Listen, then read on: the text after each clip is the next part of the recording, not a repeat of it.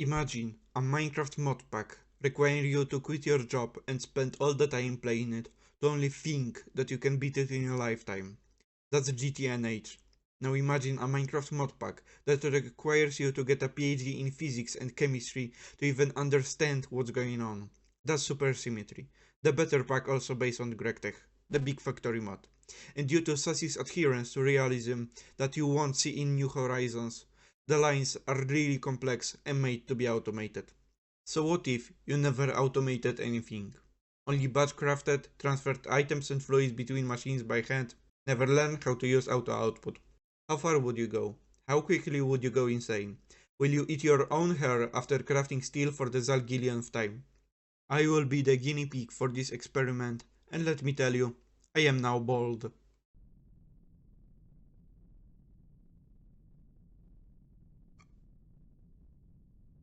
Let me explain you the rules while I fall to the ground and set up the most basic base. Number 1. Absolutely no automation. No using auto output, no item pipes going to storage, no fluid pipes sending fluids to fluid storage. Nothing. Covers do not exist, they can't hurt me. Number 2. The challenge ends when I reach the progression end. It may be plot line, it may be graphing line. I don't know how long will it take, but I hope the goal will only get closer. Number 3. I can't loot structures for stuff. I can only use things I crafted myself or got at the start. Number 4. The run is done on peaceful because I'm scared of getting shot. And invasions are not important for the challenge. I will still have to take care of food due to hunger being present on peaceful. Number 5. Only exceptions to the first rule is water, steam and power. I am allowed to send water to one drum in the base and to power generation setup. Steam can only be piped to machines that require it to operate. Power is self-explanatory. I won't be running with a stack of batteries just to make aluminium. Furthermore, when I reach an automatable material, I will show how I would automate it. With the rules being clear and the I mind some stuff off camera being done, I welcome you to No Automation Challenge. The first goal is primitive smelter. I need some stone for it, and due to lack of vanilla furnaces, I have to make pyrotech kilns to smelt the stone. For them, I need some dried fiber that fortunately can quickly be made on drying racks and some wood which I have plenty around. I will smelt a stack of cobble, it should be fine for primitive smelter and 2 primitive kilns. While the rest of fibers were drying, I went to look for coal and mine the cobblestone to be smelted. I located the chunk and got haunted by a shovel ghost that didn't want me to use the shovel. After winning the battle against the ghost and my inventory, I quickly found a vein, but sadly it was intersected by a talc vein which significantly reduced the amount of ore. I spent 2 pickaxes digging for coal and stone and got back to the base in total darkness. Despite using F7 to see the ground, I instantly fall into a shallow hole. It was deep enough to show my skill issue, which soon will become more apparent. Also, I missed my base which was beside me, another point for skill issue. After finally finding the base, I light it up and make the holes for kilns, and realized that I made too little straw, so I waited a bit for the rest of fibers to dry. When it was done, I fired the kilns and flattened some ground for the base while they were cooking. I turned the cookstone into stone bricks and made the first magic boxes of the playthrough. Gonna make some iron axes. As you can see, skill issue is strong with me, and by just pressing shift, I made a lot more of them than I needed. Sadly, I have also used all primitive bricks that were meant for it and stone kilns, which means I have to go mine some more cobblestone. On the positive note, it means that I can go look for another useful vein, this time it's malachite, the best copper ore across all Sumer. I looked for more abundant vein than the coal one. I found it, but it was still intersected with some other one. Luckily, it was pyrite, which would undoubtedly be very important later on. I've used all the pickaxes I brought and mined as much of it as I could. There's never too much good quality copper. After returning, I smelted the stone and carefully made the bricks for primitive smelter. I've built the smelter, hammered gold deposit into coal, and started smelting my first copper. Then I've made 2 stone kilns, which will soon be used to make a coke oven. I've collected my first quest reward, a trophy from making primitive smelter. A first of many, but I don't think I will be going for every, looking at some of the requirements. or belief. The goal now is to get a coke oven and blast furnaces. After smelting some tin, I started making my first bronze. After getting half a stack of it, I made the most basic tools, a mining hammer and a spade. The spade didn't last very long.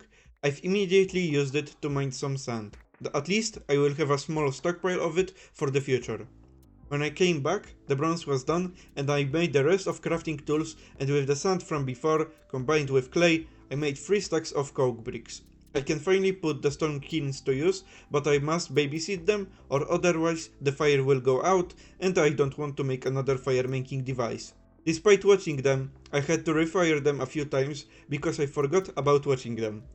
When the bricks were done, I made the coke oven and started making coke for future steel production. With the coke oven made and another 4 stacks of bronze in the making, it's now time to start making blast furnaces.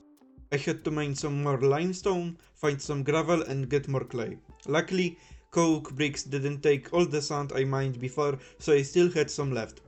Firing limestone was even easier than coke bricks. It has no failure chance and I've remembered to keep the kilns running.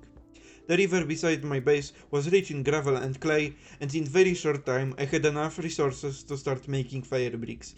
Even despite 15% failure chance, I had enough of them to make 2 PBFs and even for future sintering oven. It turns out I have a really big magnetite vein literally under my base, so of course the best place for a shaft was under newly built PBFs.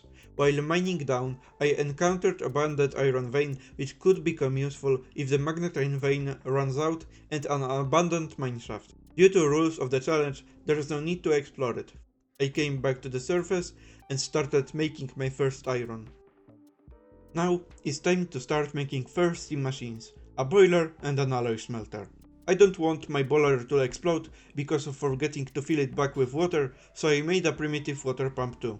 I placed it on the nearby river and using large treated wood pipes I connected it to the boiler and for the first time started making any sort of power.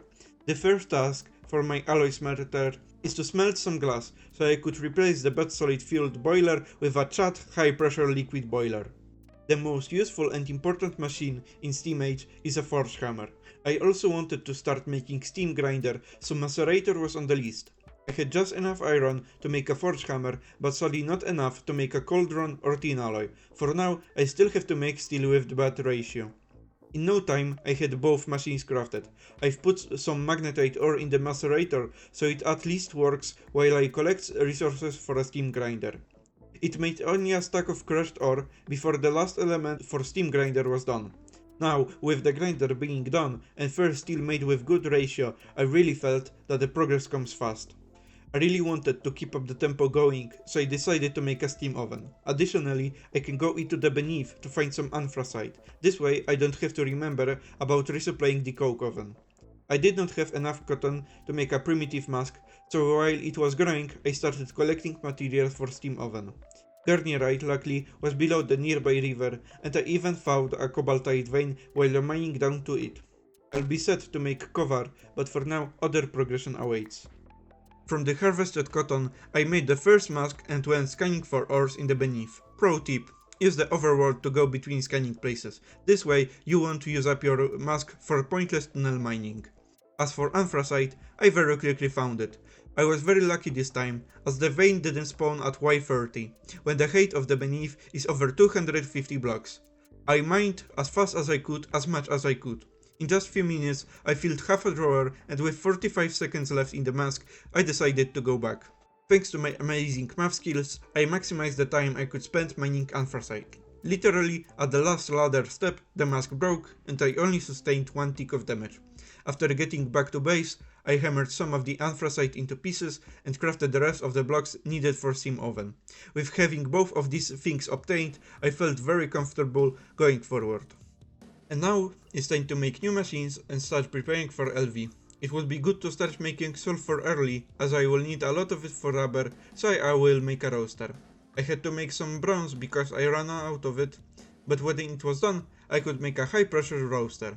I've put some pyrite to roast and started making machines needed for rubber. I've made a latex collector, vulcanizing press and smallest coagulation tank. I feel I won't need a bigger one, as the speed only depends on how fast I can transfer latex from collector to coagulator, at least for a long time. Hello, I'm not VoiceOver Whiteman, and this is how I would automate rubber. It all starts here with a latex collector, which auto-outputs liquid latex to a coagulation tank. It of course has sulfuric acid as a catalyst, and it sends the final latex into a 1x2 drawer. The vulcanizing press imports the sulfur latex with a robot arm with a keep exact filter. After it is done, it sends the final rubber plate to a drawer. I've also placed 2 more liquid boilers, as the zinc consumption will significantly go up when making first circuits. Coagulation tank needs a catalyst to coagulate latex. There's a few options for it, but in my opinion, sulfuric acid is the best one, just because you produce 3 buckets of sulfuric acid when 1 iron sulfate dust, and I don't like uneven numbers. That's why I craft a full lead drum of acid and 1 bucket for a coagulation tank. There's also an optional vulcanizing catalyst. It is intended to obtain them by going to the beneath or the nether, thus roast magnesite for magnesia or smithsonite for zincite. But there's an overworld way. I just need some calcite, acanthite, and air. You would think air is unobtainable pre-LV as you need a gas collector for it, but you can put an air vent on a drum and collect it that way.